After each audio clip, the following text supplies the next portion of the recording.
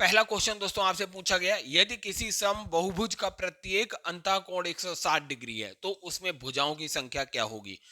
दोस्तों अंतः कोण की वैल्यू जो होती है वो किसके बराबर होती है, भुजाओं की संख्या n माइनस 2 गुणा 180 बटे n ये होती है।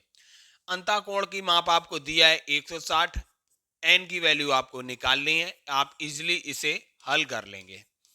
तो n का गुणा इधर करेंगे 160, n बराबर 180 n माइनस 360, 360 इधर लेके आएंगे और 180 n में से 160 n माइनस होगा तो 20 n बचेगा। यहां से दोस्तों n की वैल्यू आपको मिल जाएगी 18। अर्थात दोस्तों ये जो बहुभुज है इसमें टोटल 18 भुजाएं होंगी। सी ऑप्शन बिल्कुल करेक्ट है। दोस्तों आपसे अगला प्रश्न हाइट एंड डिस्टेंस से पूछा गया, सूर्य का उन्नयन कोण 60 डिग्री से घटकर 30 डिग्री होने पर छाया की लंबाई 40 अंडर रूट 3 मीटर की वृद्धि होती है, तो मीनार की हाइट बतानी थी। दोस्तों हमने सबसे पहले ये मीनार है हमने मान ली जिसकी हाइट h है। सबसे पहले एंगल दिया हुआ था 60 डिग्री है, फिर एंगल घट गया दोस्तों 30 डिग्री हो गया, तो ये डिस्टेंस आपको 40 अंडर रूट 3 दी हुई है। हमने ये वाली डिस्टेंस x मान ली, हाइट इसकी h है। तो सबसे पहले दोस्तों त्रिभुज ए बी सी में लेते हैं, tan 60 की वैल्यू क्या हो जाएगी h अपॉन x। यहां से x बराबर हमें मिल जाएगा h अपॉन tan 60 की वैल्यू होती है अंडर रूट 3। अब दोस्तों हम त्रिभुज बी सी डी में लेते हैं, तो tan 30 बराबर क्या हो जाएगा, tan 30 बराबर h upon 40 under root 3 plus x. tan 30 की वैल्यू 1 अपॉन अंडर रूट 3 हो जाएगी, h upon 40 under root 3 plus x. Cross multiply कर लेते हैं तो 40 अंडर रूट 3 प्लस एक्स बराबर हो जाएगा अंडर रूट 3 h। अब दोस्तों हम यहां क्या कर लेते हैं, x की वैल्यू यहां से रख देते हैं h अपॉन अंडर रूट 3 इस समीकरण में, तो 40 under root 3 plus h upon under root 3 बराबर अंडर रूट 3 h हो जाएगा। अब दोस्तों h वाला टर्म एक साइड ले लेते हैं, तो ये 40 अंडर रूट 3 बराबर हो जाएगा, h कॉमन आएगा तो हो जाएगा under root 3 minus 1 upon under root 3। इसे हल करेंगे तो क्या आएगा, 40 अंडर रूट 3 इक्वल टू ये हो जाएगा अंडर रूट 3 गुणा अंडर रूट 3 3 हो जाएगा, 3 माइनस 1 2 हो जाएगा, 2 अपॉन अंडर रूट 3। तो यहां से h बराबर आ जाएगा दोस्तों 40 गुणा अंडर रूट 3 का गुणा अंडर रूट 3 से करेंगे तो 3 हो जाएगा अपॉन 2। 2 से 40 दोस्तों 20 बार जाएगा, 20 तियां 60 हो जाएगा, 60 मीटर। इस तरीके से दोस्तों हाइट निकल के आ गई 60 मीटर। इसका तीसरा ऑप्शन सी बिल्कुल करेक्ट होगा। दोस्तों आपको सरल करना था, यह समीकरण दिया हुआ था, 6 का अंदर मल्टीप्लाई करेंगे तो 6x³ minus 12x² plus 18x। यहां माइनस को अंदर एंट्री कराएंगे तो minus x³ minus 2x plus का 3।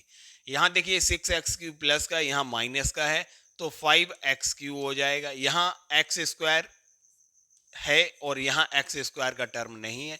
यहाँ 18x प्लस का है, यहाँ माइनस 2x है, तो ये हो जाएगा प्लस का 16x और प्लस का 3। तो ये आएगा समीकरण सरल करने पे। तो देखिए कहाँ आ रहा है 5x³ माइनस 12x², अर्थात दोस्तों इसका पहला ही ऑप्शन बिल्कुल करेक्ट होगा। दोस्तों अगला प्रश्न आपसे इस श्रृंखला से पूछा गया, आपको प्रश्नवाचक चिन्ह की जगह बताना था, क्या आएगा। अगर दोस्तों आप देखेंगे ये श्रृंखला कैसे आगे बढ़ रही है, 4 गुणा 1 प्लस 1 करेंगे तो आपको अगला नंबर 5 मिल रहा है। अब 5 में गुणा 2 करेंगे प्लस 2 करेंगे तो आपको 12 अगला नंबर मिल रहा है। अब 12 में गुणा 3 करेंगे और प्लस 3 करेंगे तो ये 39 मिल रहा है, अगला नंबर मिल रहा है। अब 39 में दोस्तों गुणा 4 करेंगे प्लस 4 करेंगे तो ये नंबर आपको 160 अर्थात अगला नंबर मिलेगा। अब 160 में गुणा अगर 5 का करेंगे प्लस 5 करेंगे तो ये 805 आएगा। यहां पर क्वेश्चन मार्क की जगह 805 हो जाएगा। अर्थात दोस्तों इसका तीसरा ऑप्शन सी बिल्कुल करेक्ट हो जाएगा। अगला प्रश्न दोस्तों आपसे पूछा गया, मोहित का मासिक वेतन जो है वो 15,000 रुपए है। वह 5,000 घर पर और 2,000 बिलों पर खर्च करता है। तो एक वर्ष में उसकी कुल बचत क्या होगी यदि जन्मदिन वाले महीने की बचत खर्च कर दी जाए। तो दोस्तों सबसे पहले देखिए 15,000 रुपए महीने कमा रहा है वह, तो माइनस कर दीजिए जितने खर्च कर रहा है 5,000 प्लस 2,000 अर्थात 7,000 रुपए खर्च कर दे रहा है, तो 8,000 रुपए बच रहे हैं उसके।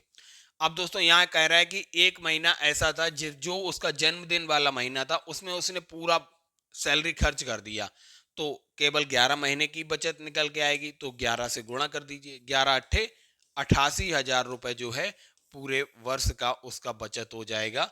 सी ऑप्शन बिल्कुल करेक्ट होगा। अगला प्रश्न दोस्तों आपसे पूछा गया, 6 सेंटीमीटर त्रिज्या वाले ठोस गोले से 0.3 सेंटीमीटर त्रिज्या वाले कितने छोटे गोले बनाए जा सकते हैं। तो दोस्तों छोटे गोलों की संख्या बराबर क्या हो जाएगा, बड़े गोले का आयतन अपॉन छोटे गोले का आयतन। तो बड़े गोले का आयतन हो जाएगा 4/3 पाई कैपिटल आर क्यू, छोटे गोले का आयतन हो जाएगा 4/3 पाई स्मॉल आर क्यू। 4/3 पाई से 4/3 पाई कैंसिल हो जाएगा। आप दोस्तों डायरेक्टली इसे लिख सकते थे बड़े गोले की रेडियस अपॉन छोटे गोले की रेडियस का होल क्यू। तो बड़े गोले की रेडियस 6 सेंटीमीटर दी हुई है, तो 6 गुणा 6 गुणा 6, और छोटे गोले की रेडियस 0.3 सेंटीमीटर है, तो 0.3 गुणा 0.3 गुणा 0.3। अब दोस्तों ये तीनों अगर पॉइंट हटाएंगे तो ऊपर जो है दोस्तों 1,000 से मल्टीप्लाई हो जाएगा। अब इनको कट कर लीजिए, 3 दूनी 6, 3 दूनी 6, 3 दूनी 6, 2 दूनी 4 दूनी 8, 8 का गुणा अगर दोस्तों 1,000 से करेंगे तो 8,000 आएगा। अर्थात दोस्तों छोटे गोलों की संख्या जो आएगी वो आएगी 8,000। इसका सी ऑप्शन बिल्कुल करेक्ट होगा। अगला प्रश्न आपसे पूछा गया, 12.5% वार्षिक साधारण ब्याज की दर से निवेशित राशि पर 2 वर्ष के बाद मिश्र धन 8,250 है, तो साधारण ब्याज कितना होगा। तो दोस्तों अगर आप मिश्र धन 8,250 रुपए दिया है तो साधारण ब्याज में मिश्र धन का फॉर्मूला होता है मूलधन पी गुणा रेट ऑफ इंटरेस्ट है 25/2 गुणा टाइम जो है यहाँ पर 2 वर्ष दिया हुआ है अपॉन 100 प्लस का मूलधन। अगर दोस्तों पूरे टर्म में पी कॉमन लेंगे तो ये हो जाएगा 25/100, 2 से 2 कैंसिल हो जाएगा, प्लस का 1। तो P बराबर दोस्तों निकल के आएगा 8,250 गुणा 100/125। 25 से दोस्तों ये 330 बार जाएगा और ये 5 बार जाएगा, 5 से फिर ये कटेगा, 5 छक्का 30, 5 छक्का 30, तो ये आएगा दोस्तों 6600। मूलधन की वैल्यू आई 6600 रुपए। अब आपको निकालना क्या था, साधारण ब्याज। तो साधारण ब्याज कितना हो जाएगा दोस्तों, 8,250 में से मूलधन को माइनस कर दीजिए 6600, तो आपको मिल जाएगा ब्याज 1,650 रुपए जो था ब्याज आएगा। सी ऑप्शन बिल्कुल करेक्ट हो जाएगा। अगला प्रश्न आपसे एचसीएफ से पूछा गया, 108 और 144 का एचसीएफ क्या होगा। तो दोस्तों जो छोटी संख्या है उससे डिवाइड करिए बड़ी संख्या को, 108 एकम 108 हो जाएगा, नीचे रिमाइंडर बचेगा 36, फिर 36 से डिवाइड करिए 108 को, तो 3 बार कट होगा 108, तो पूरा कट हो जाएगा, रिमाइंडर 0 आएगा। तो ये जो संख्या आएगी यही होगा इन दोनों का एचसीएफ, अर्थात सी ऑप्शन बिल्कुल करेक्ट होगा 36। अगला प्रश्न दोस्तों आपसे घातांक से संबंधित है। 1/3 की पावर -3 का मतलब हो गया 3 की पावर 3। 1/5 की पावर -4 का मतलब हो गया 5 की पावर 4। 1/15 की पावर -2 का मतलब 15 की पावर 2। तो आप इसे आसानी से हल करेंगे, ये हो जाएगा 27, ये हो जाएगा 625, ये हो जाएगा 225। आप जब इनको ऐड करेंगे तो आपको मिलेगा 877। इसका मतलब दोस्तों सी ऑप्शन बिल्कुल करेक्ट हो जाएगा। अगला प्रश्न आपसे पूछा गया, पिता पुत्री की वर्तमान आयु का योग 80 वर्ष है। 8 वर्ष पहले पिता की आयु पुत्री की आयु की 7 गुनी थी, तो अब से 8 वर्ष बाद पुत्री की आयु कितनी होगी? दोस्तों पिता की वर्तमान आयु हमने मानी x और पुत्री की वर्तमान आयु हमने y मान ली। इनका योग दिया हुआ है 80 वर्ष। 8 वर्ष पहले, इसका मतलब x-8 हो जाएगा और y-8 हो जाएगा। क्या दिया हुआ है? पिता की आयु पुत्री की आयु की 7 गुनी थी। अर्थात दोस्तों यहाँ कंडीशन क्या दी हुई है, जो पिता की आयु है ये बराबर थी 7 गुनी पुत्री की आयु से 8 वर्ष पहले। यहाँ रिलेशन निकल के आएगा x-8 बराबर 7y-56। तो 56 को इधर लाएंगे तो 7y-x बराबर आपको बचेगा 48। एक संबंध ये आया और एक रिलेशन ये है।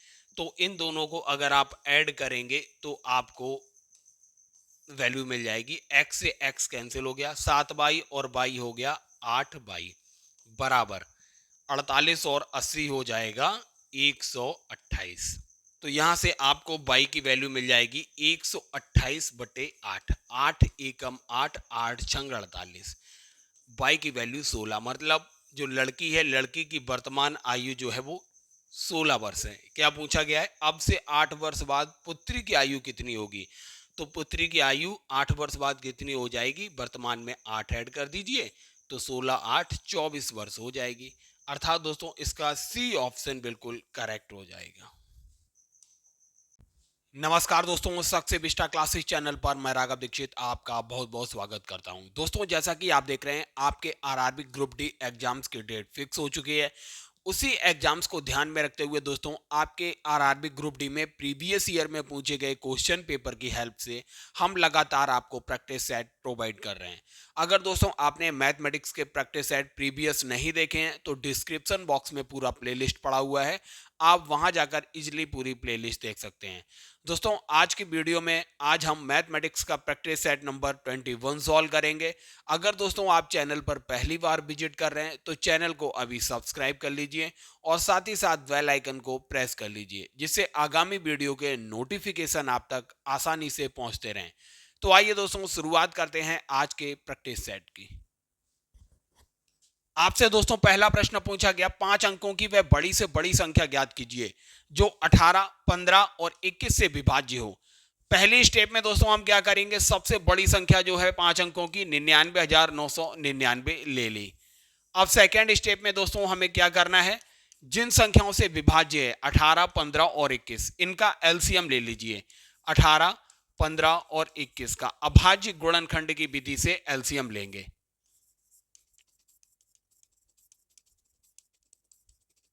एलसीएम दोस्तों यहां पर आएगा 2 गुणा 3 गुणा 3 गुणा 5 गुणा 7, तो ये 630 जो है 18, 15 और 21 का एलसीएम आया। अब थर्ड स्टेप में दोस्तों आपको क्या करना है, जो सबसे बड़ी संख्या है 5 अंकों की 99,999, इसको डिवाइड कर देना है इस एलसीएम से 630 से, तो आपको मिलेगा।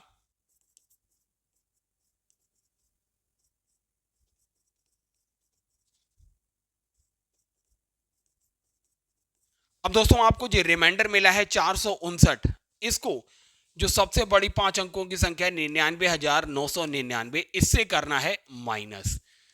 इसके बाद जो आपको संख्या मिलेगी ये 99,540, यही वह संख्या है दोस्तों जो 18, 15 और 21 से पूर्णतः विभाज्य होगी। चौथा ऑप्शन बिल्कुल करेक्ट हो जाएगा।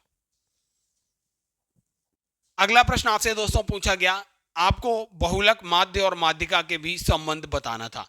तो दोस्तों आपने पढ़ा होगा सांख्यिकी में बहुलक बराबर क्या होता है, बहुलक बराबर होता है 3 गुणा माध्यिका माइनस 2 गुणा माध्य, ये होता है। अगर आप दोस्तों देखेंगे जो चौथा ऑप्शन है, चौथे ऑप्शन में जब आप इसे थोड़ा सॉल्व करेंगे तो आपको यही रिलेशन मिलेगा। बहुलक माइनस माध्य बटे 3 बराबर माध्यिका माइनस माध्य दिया हुआ है, तो यहां पे देखिए क्या हो जाएगा, बहुलक माइनस माध्य बराबर 3 का इधर गुणा कर देंगे, 3 गुणा माध्यिका माइनस 3 गुणा माध्य हो जाएगा। माइनस का माध्य उधर ले जाएंगे तो दोस्तों माइनस का 3 माध्य इधर है और प्लस का माध्य ये है, तो ये हो जाएगा यहां पर दोस्तों माइनस का 2 माध्य हो जाएगा। तो बस यही देखिए रिलेशन बन जाएगा, बहुलक बराबर 3 गुणा माध्यिका माइनस 2 गुणा माध्य। इस तरीके से चौथा ऑप्शन करेक्ट हो जाएगा। आपको ये चीज याद रखनी है। अगला प्रश्न आपसे दोस्तों पूछा गया, उस विकल्प का चयन करें जिसका पांचवी संख्या से वही संबंध है जो दूसरी संख्या का पहली संख्या से और चौथी संख्या का तीसरी संख्या से है। अगर दोस्तों आप देखेंगे ये सादृश्यता में, ये देखिए 4 का स्क्वायर करेंगे आप 16, माइनस 1 करेंगे तो 15 आएगा। 4 के बाद कौन सी संख्या आती है, 5, तो 5 का स्क्वायर करेंगे माइनस 1 करेंगे 24 मिलेगा। 5 के बाद दोस्तों आपको मिलेगा 6 का स्क्वायर करके माइनस 1 करेंगे तो 35 आएगा। 6 के बाद आता है 7 का स्क्वायर माइनस 1 48 आएगा। 7 के बाद आता है 8, इसका स्क्वायर करेंगे माइनस 1 63 आएगा। 8 के बाद आना चाहिए था यहाँ 9 का स्क्वायर माइनस 1 तो 80 आएगा प्रश्नवाचक चिन्ह की जगह। इस तरीके से तीसरा ऑप्शन बिल्कुल करेक्ट है। अगला प्रश्न दोस्तों देखिए बोर्ड मास से संबंधित है। सबसे पहले आपको ब्रैकेट, फिर इसके बाद ऑफ, फिर डिवीजन, मल्टीप्लिकेशन, एडिशन, लास्ट में सब्ट्रैक्शन सॉल्व करना है। यहां देखिए डिवीजन, मल्टीप्लिकेशन, एडिशन और सब्ट्रैक्शन ही है। तो सबसे पहले डिवीजन सॉल्व करिए, ये 12 एकम 12। अब इसके बाद मल्टीप्लिकेशन सॉल्व करिए, 12 बारियम 144। अब क्या हो गया, आगे अगली लाइन में लिख लिए 12 प्लस 144 माइनस ये हो गया 1। तो दोस्तों इसे आप हल करेंगे तो 155 आपको इजीली मिल जाएगा। चौथा ऑप्शन बिल्कुल करेक्ट होगा।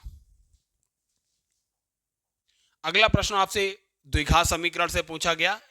यह समीकरण था, आपको मूल ज्ञात करना था।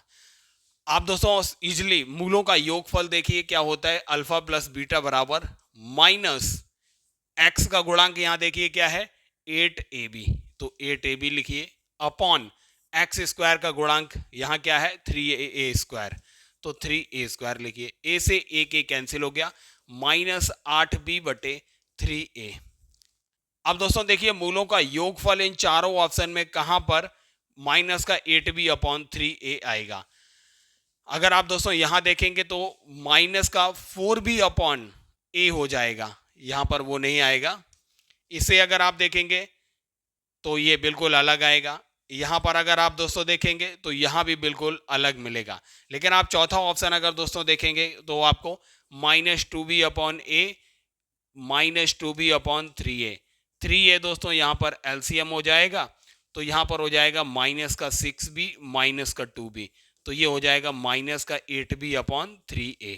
वही देखिए यहां पर भी है। इस तरीके से चौथा ऑप्शन बिल्कुल करेक्ट होगा। अगला प्रश्न आपसे पूछा गया 10-50 का तृतीय अनुपाती क्या होगा। देखिए दोस्तों 10 में गुणा 5 किया जा रहा है तो 50 आ रहा है। अब 50 में गुणा 5 करेंगे तो यहां पर 250 आना चाहिए था, जो तीसरा अनुपात होता। इस तरीके से तीसरा ऑप्शन करेक्ट है 250।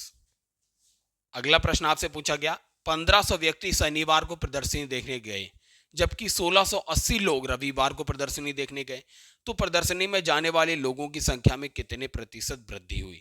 तो दोस्तों प्रतिशत वृद्धि कैसे निकाली जाती है, सबसे पहले देखिए कितनी वृद्धि हुई 1680 माइनस 1500, 180 लोगों की वृद्धि हुई अपॉन शनिवार से तुलना की जा रही है, शनिवार से ज्यादा कितने प्रतिशत लोग आए रविवार को, तो जिससे तुलना की जाती है वही अपॉन में रहेगा। अपॉन में आएगा 1500 गुणा 100, प्रतिशत में निकालना है। डबल जीरो से डबल जीरो कैंसिल आउट हो गया, 15 से इसे काट लीजिए, 15 एकम 15, 15 दूनी 30, तो 12% लोग जो थे दोस्तों का इजाफा हुआ। इस तरीके से अगर आप देखेंगे चौथा ऑप्शन बिल्कुल करेक्ट हो जाएगा।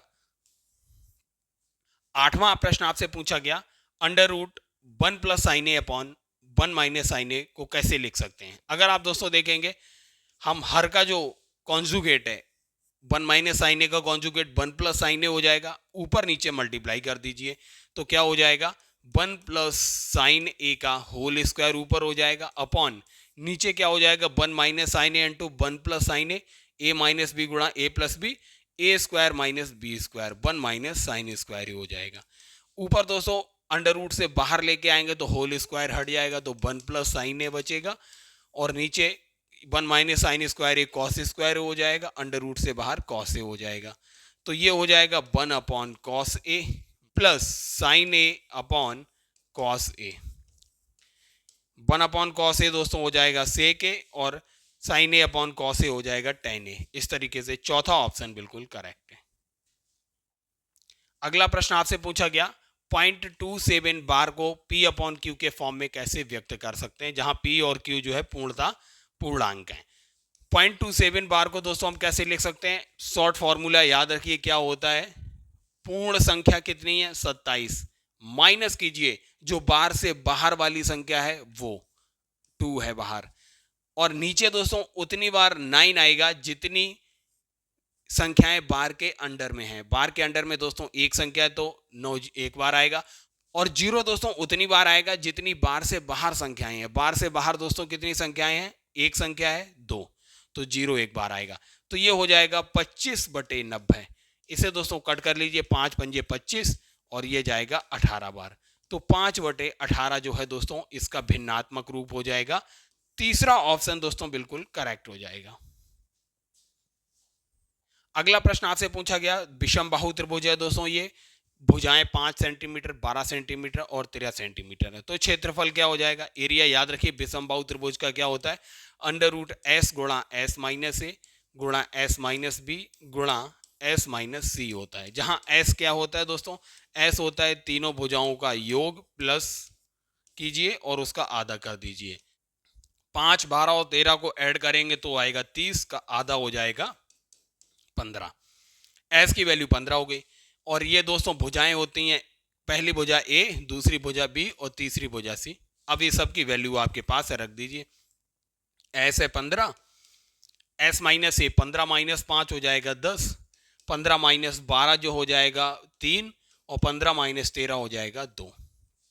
अब इसको दोस्तों कैसे लिख सकते हैं, 15 को लिख सकते हैं हम 5 गुणा 3 और 10 को लिखेंगे 5 गुणा 2 गुणा 3 गुणा 2। अब अंडर रूट से बाहर निकालिए, देखिए 3 2 बार है दोस्तों, तो अंडर रूट से बाहर एक बार आ जाएगा। 2 देखिए 2 बार है, अंडर रूट से बाहर एक बार आ जाएगा। ऐसे ही 5 भी 2 बार है तो अंडर रूट से बाहर आएगा। 5 दूनी 10 तीयों 30 सेंटीमीटर स्क्वायर जो है ये एरिया हो जाएगा त्रिभुज का। तीसरा ऑप्शन बिल्कुल करेक्ट है।